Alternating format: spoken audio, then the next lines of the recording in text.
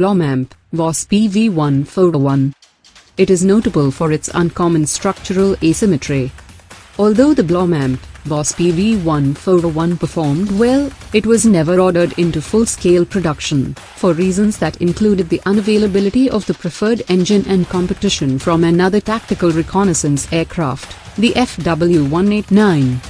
The Focke-189 Fw is a German twin-engine, twin-boom, 3-seat tactical reconnaissance and army cooperation aircraft. As a twin-boom design like the earlier Dutch Focke GI from 1936, the Fw189 used a central crew gondola for its crew accommodation, which for the Fw189 would be designed with a heavily glazed and framed stepless cockpit forward section, which used no separate windscreen panels for the pilot. The Fw189 was produced in large numbers at the Focke-Wulf factory in Bremen, at the Bordeaux-Mérignac aircraft factory in occupied France, then in the Aerovodicady aircraft factory in Prague, occupied Czechoslovakia. Unless otherwise stated, all aircraft were powered by two Argus as Fw10 engines of 465 PS. Fw189 temporary production aircraft for operational tests and trials. The Wulf 189 Restoration Society was formed to restore the aircraft to flying condition. For the Fw189's Rift. In 1937, the German Air Ministry, the RLM, issued a specification for a single-engine reconnaissance aircraft with optimal visual characteristics. The preferred contractor was Arado with the AR-198, but the prototype proved unsuccessful. The eventual winner was the Wulf 189 Fw, even though its twin-boom design using two smaller engines did not match the requirement of a single-engined aircraft.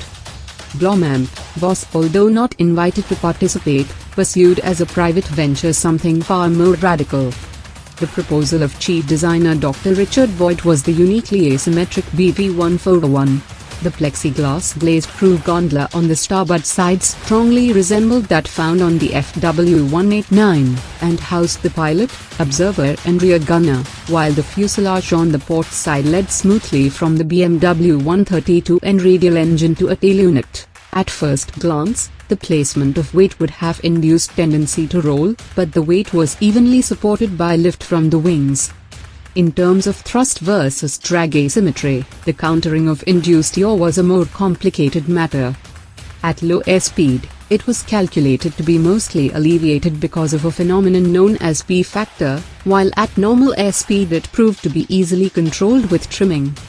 The tailplane was symmetrical at first, but in the 141B it became asymmetrical, starboard tailplane virtually removed, to improve the rear gunner's fields of view and fire. 3 prototypes and an evaluation batch of 5 BV141s were produced, backed personally by Ernst Udicht, but the RLM decided on the 4th of April 1940 that they were underpowered, although it was also noted they otherwise exceeded the requirements.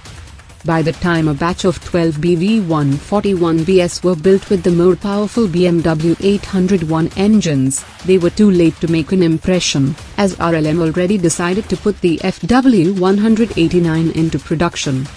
An urgent need for BMW 801 engines for use in the Fw190 fighter aircraft reduced the chance of the BV141B being produced in quantity. Voigt came up with several other asymmetric designs, including the piston jet P.194. Several wrecked BV141s were found by advancing Allied forces. One was captured by British forces and sent to England for examination. Contrary to much that has been written, all 20 BV141Bs ordered were produced and delivered. There exists a complete record of BV141 production with either a German civil registration number or pre-military, 4-letter stamp Kennzeichen factory radio code number. HR141-0, DORJE original designation of the first aircraft completed with the stepped cockpit nacelle.